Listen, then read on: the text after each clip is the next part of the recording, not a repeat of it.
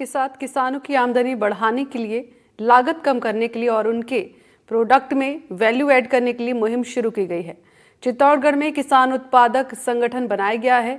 एक संगठन के अंदर 8 से 10 ग्राम पंचायत आते हैं। इस संगठन का उद्देश्य है किसानों की आय बढ़ाना, आधुनिक खेती से जोड़कर प्रोडक्टिविटी बढ़ाना, सरकार की योजनाओं को लेकर किसानों को जागरूक करना।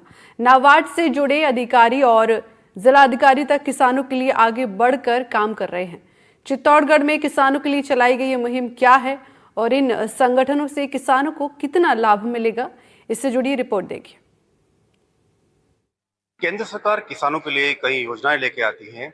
इन्हीं योजनाओं में एक किसानों की संगठन की भी योजना है, जहां पर कुछ किसान मिलकर प्रोडक्ट तैयार करते हैं या उनकी आर्थिक स्थिति उनको मजबूत किया जाता है।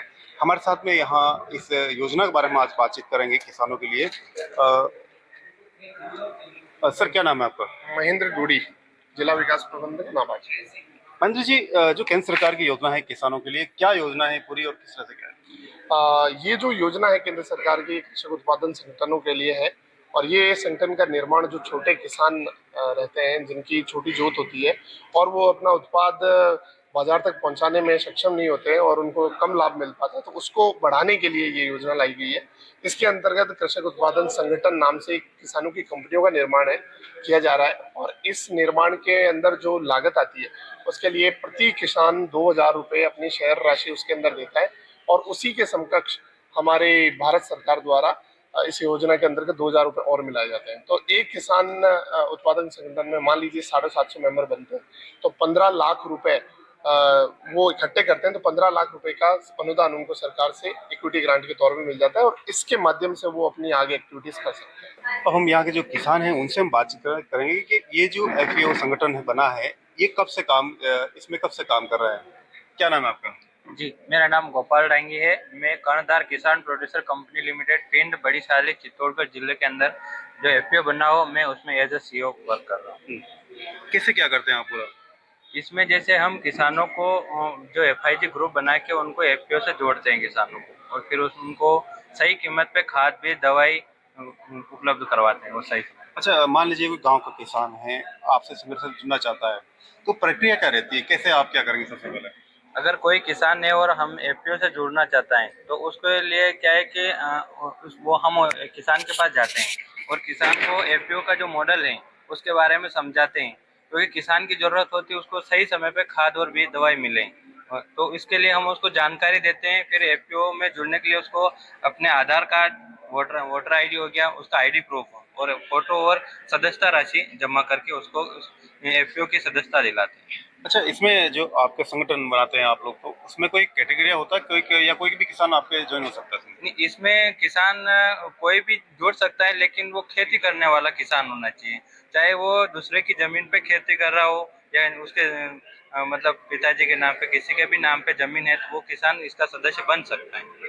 अच्छा, जब किसान आपका संगठन का मेंबर बन जाता है, तो जो प्रोडक्ट होता है, तो आप क्या करते हो? प्रोडक्ट उससे खरीदते हैं या फिर या आपके कैसे क्या करते हैं आप? जैसे किसान सदस्य बन जाता है तो उसको जो सर्वप्रथम तो उसको उसकी जरूरत होती खाद और बीज और दवाई उपलब्ध कराना, तो सही समय पे उसकी खाद बीज दवाई की उपलब्ध करवाते हैं। उसके बाद जो होता है, जो उसका प्रोडक्शन निकलता है, तो वो प्रोडक्शन वापस एफपीओ खरीद के और कंपनियों के साथ डील करके वापस उसको बेचवाने में भी एफपीओ सहायता करता है। यानी कि अच्छे किसान को आप अच्छे दाम हाँ, अच्छे किसान को और उसकी उपज के अनुसार और उसको अच्छी मुनाफा के साथ उसके माल को बिकवाने में एफपीओ सहायता करता है। तो आप देख सकते हैं जो एफपीओ हैं, एफपीओ जो किसान इससे जुड़ रहे हैं, उन किसानों को काफ़ी बेनिफिट मिल रहा है। यहाँ हमारे साथ में और भी हैं किसान हैं, वो एफपीओ के साथ संगठन में काम कर रहे हैं। आप कब से काम कर रहे हैं, क्या है? हमारा जो स्वाभिमान किसान वीट प्रोड्यूसर कंपनी लिमिटेड जो चित्तौड़गढ़ ब्लॉक में यहाँ पे संचालित है, और 2016 में चित्तौड़गढ़ जिले में पहले इसकी शुरुआत हुई थी, जो भारत सरकार और राजस्थान सरकार के माध्यम से सभी विभागों के सहयोग से संचालित है। और 2016 से लगा के अभी तक हमारा जो किसान है उसमें 1,000 किसान उसमें जुड़े हुए हैं, और किसानों को हम सीड प्रोडक्शन का जो काम है, वो हमारे जो किसान है वो बेहतर क्वालिटी के सीड प्रोडक्शन का उत्पादन कर रहे हैं, और उनको उनके जो ज़रूरतें होती हैं जो भी खेती वगैरह की, तो नाबार्ड के सब सहयोग से हमें एक मोबाइल वैन प्रोवाइड कराई गई थी और इस एपीओ में नाबार्ड का सबसे सहयोग है।